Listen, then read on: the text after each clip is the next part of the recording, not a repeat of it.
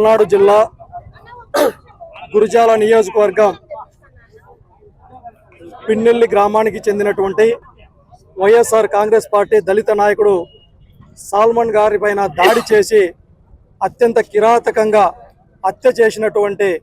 కూటమి ప్రభుత్వానికి నిరసనగా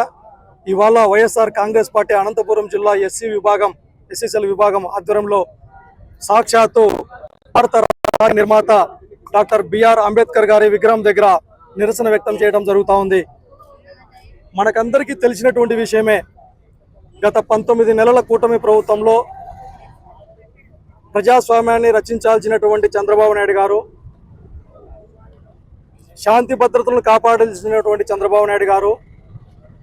ప్రజల ప్రాణాలను కాపాడాల్సినటువంటి ముఖ్యమంత్రి హోదాలో ఉన్నటువంటి చంద్రబాబు నాయుడు గారు తన కక్షపూరితమైనటువంటి రాజకీయాల కోసం ఒక పక్కన ప్రజలకు ఇచ్చినటువంటి హామీలను విస్మరించి మరొక పక్కన హామీలు నెరవేర్చాలి అనేటటువంటి ప్రశ్నిస్తూ ఉన్నటువంటి ప్రతిపక్ష పార్టీలకు సంబంధించినటువంటి నాయకుల్ని ఒక్కొక్కరిని ఒక్కొక్క విధంగా ఇబ్బందులకు గురి చేస్తూ అరెస్టు చేస్తూ ఏకంగా ప్రాణాలను కూడా తీయటం ఇది చాలా దౌర్భాగ్యం. అందుకే ఈ సందర్భంగా వైఎస్ఆర్ కాంగ్రెస్ పార్టీ నాయకులుగా మేము డిమాండ్ చేస్తూ ఉన్నాం. చోద్యం చూస్తున్నటువంటి కేంద్ర ప్రభుత్వం స్పందించాలి.